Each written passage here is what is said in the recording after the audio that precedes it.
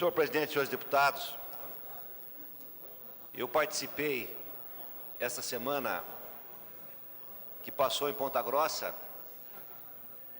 semana passada, da Assembleia dos Docentes da UEPG, que aconteceu com a presença de mais de 200 professores. Isso na quinta-feira. Depois participei da Assembleia dos Servidores, o Sindicato Sintespo, que congrega professores, mas principalmente os funcionários da universidade. E os professores decidiram, por ampla maioria, na verdade, foi unânime, apenas a data da greve é que dividiu os professores. A maioria votou por iniciar a greve no dia 13 de outubro e uma outra parte dia 17. E a UEPG, então, está em estado de greve, propondo uma greve a partir do dia 13. Os servidores municipais também farão nova assembleia e provavelmente vão declarar greve. A UniOeste, uma grande universidade paranaense, também não só decretou greve, como houve ocupação da UniOeste. Depois acompanhei esta semana a ocupação de 6 escolas de Ponta Grossa. Hoje o número deve ser maior, porque todo dia aumenta. No Paraná temos mais de 100 escolas ocupadas, em função da medida provisória do presidente da República, que busca de forma rápida e autoritária implantar uma reforma do ensino médio, que todo mundo sabe que é necessária, mas deve ser uma reforma nos moldes da participação dos estudantes, professores e todo o setor da educação, porque é uma coisa muito complexa. Aliás, todas as reformas que foram feitas com rapidez foram uma tragédia e um fracasso. Eu me lembro, quando eu era deputado, no meu primeiro e segundo mandato, tive o famoso PROEM aqui do Jaime Lerner, que aniquilou com o ensino técnico, ensino médio, e isso foi totalmente superado, e hoje se vê o grande equívoco histórico, que foi aquela medida autoritária do governo de então. E ontem nós tivemos a primeira aprovação da PEC 241, ao nível do governo federal, mais 300 deputados federais votaram a favor, e nós começamos a entrar no pior dos mundos. Se eu olhar para a minha cidade, Ponta Grossa, eu me lembro bem como é que as cidades funcionavam antes de 2003, 2004, quando começaram os governos populares. A construção civil estava aniquilada. E eu me lembro bem que eu sou do PT, então desde o começo nós estávamos em construção civil, deputado Francisco. E no começo existia construção civil no Brasil, mas Ponta Grossa, que é uma cidade importante, passou décadas, mais de 10 anos, chega a cerca de 20 anos, sem construção civil, basicamente, muito pouco. Ora, a partir de 2003, 2004, explodiu a construção civil em Ponta Grossa, explodiu. O Minha Casa Minha Vida construiu 16 mil habitações populares, deputado Chico Brasileiro. A compra de carros, a miséria. Eu sou especialista em planejamento urbano, lecionava geografia urbana e planejamento urbano na universidade, fiz um trabalho sobre as favelas de Ponta Grossa. Se ia em alguns bairros da cidade, algumas favelas, as pessoas moravam em caixa de papelão, tal nível de miséria. Se ia tomar um chopp na Rua das Flores, o número de pessoas pedindo ajuda no meio da rua era enorme. Isso mudou no Brasil. E as pessoas, quando percebem a sua cidade, que tem a minha idade, sabem da mudança profunda que aconteceu no Brasil com um modelo diferente. Um sistema capitalista com distribuição de renda, com consumo de massa, com apoio às mudanças sociais e às pessoas mais pobres, e isso está sendo destruído. Então nós estamos assistindo o desmonte de um modelo econômico e social que, apesar dos graves problemas que foi defrontado do sistema político brasileiro, a corrupção na Lava Jato, trouxe melhoria para milhões e milhões de brasileiros, emergência de novos atores, não só do ponto de vista social e econômico, mas do ponto de vista político. Porque nós não costumamos falar dos avanços da democracia brasileira, desde a Lei de Acesso à Informação, autonomia maior e controle do Poder Judiciário, autonomia maior da Polícia Federal, as conferências, os sistemas nacionais de educação, de saúde, de cultura, o PRONASSE na segurança, o SUAS na assistência social, o Sistema Nacional de Desenvolvimento Urbano, a questão do saneamento básico, transporte coletivo, e isso está sendo desmontado. E, claro, vai começar um processo muito profundo de debate em todo o Brasil, e eu queria falar hoje mais sobre a ação do governo do Estado. Eu achei estranho ontem o líder do governo falar que o governo está disposto a conversar e negociar com os professores. Eu sei da boa vontade do deputado Romanelli, não é um ataque ao deputado Romanelli, que é um deputado respeitado, um deputado muito competente, que trabalha bastante e que sabe defender o seu governo com muita propriedade, inclusive, coisa que não é fácil. Mas ontem o deputado Romanelli falou que o governo Bétez está querendo negociar, mas que estranho, por que então ele mandou esta lei agora? É uma coisa, eu não consigo entender por quê. Ora, se o governo quer negociar de verdade com os servidores da educação e os servidores públicos da saúde, das demais áreas, ele devia ter chamado os servidores antes de mandar essa malfadada lei. E mais grave, todos nós sabemos que o governo pretendia inicialmente mandar a lei no mês de julho. E nós sabemos disso principalmente através de e-mails que todos os deputados receberam dos sindicatos patronais espalhados pelo Paraná, inclusive pequenos sindicatos, além das grandes federações patronais, dizendo que o funcionário público devia contribuir com o sacrifício para o Brasil sair da crise, o Paraná sair da crise. É uma carta marota. Todos estão pagando, os empresários têm redução dos seus lucros, aumento do desemprego. O único setor da economia, da sociedade que não paga, que não contribui com o seu sacrifício, é o servidor público. Pronto, escolheu-se mais um bode expiatório. Aliás, essa estratégia política de criar um bode expiatório para justificar os malfeitos para a sociedade é muito conhecida na história do Brasil e na história da América Latina. Isso é o que dá força, talvez, ainda, política e um grau de hegemonia para o governo atual. Porque colocaram na cabeça das pessoas que existe um grande culpado, em primeiro lugar, que é o PT, e fazem questão de frisar o PT, mesmo sabendo que o processo de corrupção alcançou praticamente todos os partidos, e alguns mais do que o PT, inclusive. E partidos que servem também aos partidos mais alinhados com a ideologia direita. Então a mídia não fala, quando cita um deputado e um partido, cita vagamente o nome do partido, mas o ataque sistemático é o Partido dos Trabalhadores. Então o primeiro bode expiatório está aí, para o consumo das massas populares, o domínio da mídia alinhada àqueles que mandam no mundo. E a partir desse bode expiatório, agora se escolhe o segundo bode expiatório, servidores públicos. A grande tragédia do Brasil, segundo esse pensamento. E no Paraná, o governador fez reuniões com os setores empresariais mais conservadores. Todos nós recebemos vários documentos com essa mesma linha de intervenção.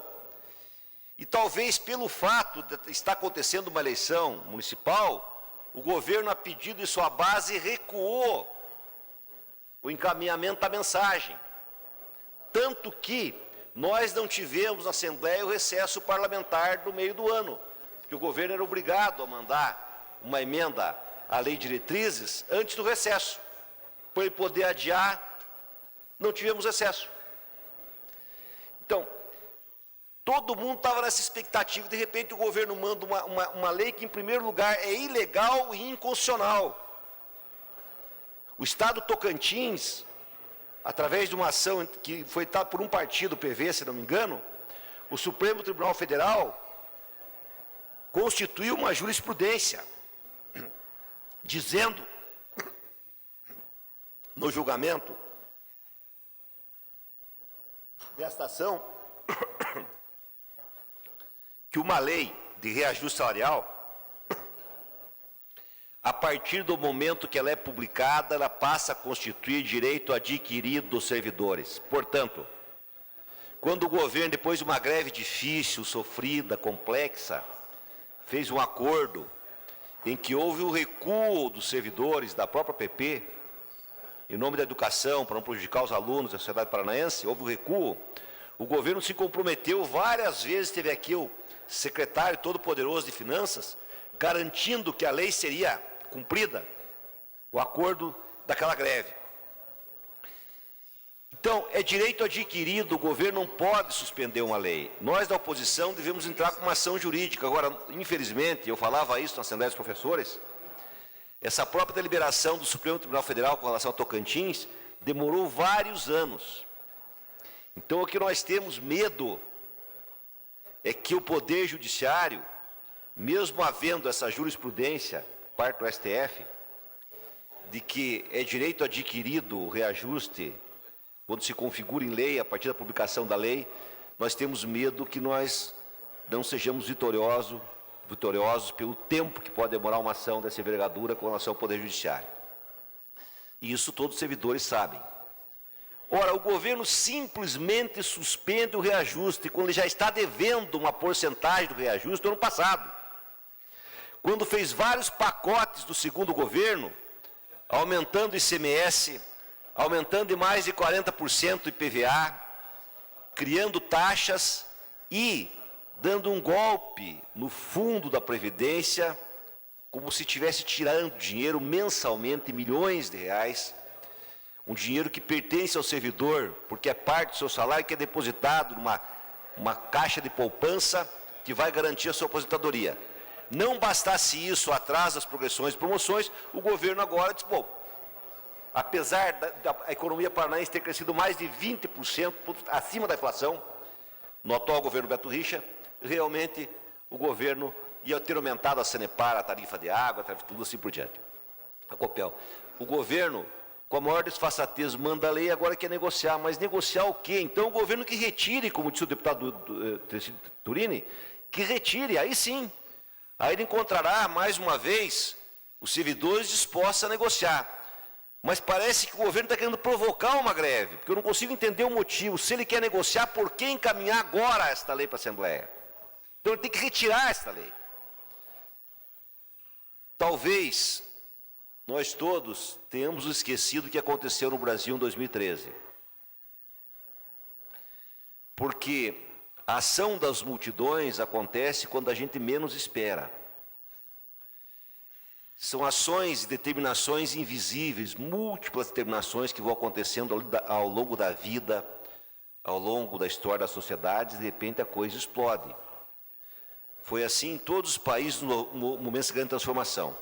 A sociedade brasileira não vai aceitar calada por muito tempo esse pacote de maldades que muda profundamente o modelo econômico e social que vigiu no Brasil nos últimos anos, muda para voltar atrás, é um modelo concentrador de renda, um modelo que vai aumentar a miséria, o número de pessoas pobres e miseráveis do Brasil, que vai destruir tudo aquilo que foi conquistado com o Bolsa Família, com a distribuição de renda, os grandes planos, desde o Mais Médicos, desde o Minha Casa Minha Vida, inclusive as questões de infraestrutura, que o Brasil tem grandes gargalos e não conseguimos avançar como deveríamos também nesses últimos anos, a coisa vai ficar parada. Então, não se espere a compreensão numa sociedade com tantos problemas sociais, com tanta desigualdade brutal como é a sociedade brasileira. Essa PEC vai prejudicar quem? Em primeiro lugar, a saúde e a educação. Vai prejudicar profundamente as pessoas idosas.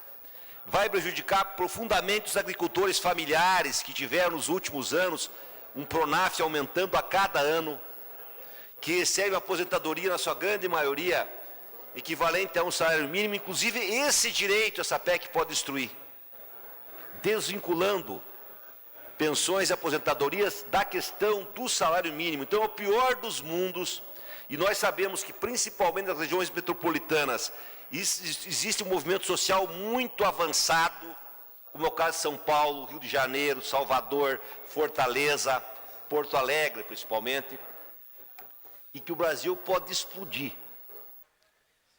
E o governo está equivocado se acha que os servidores vão ficar aceitando de cabeça baixa esta lei que ele manda para esta casa.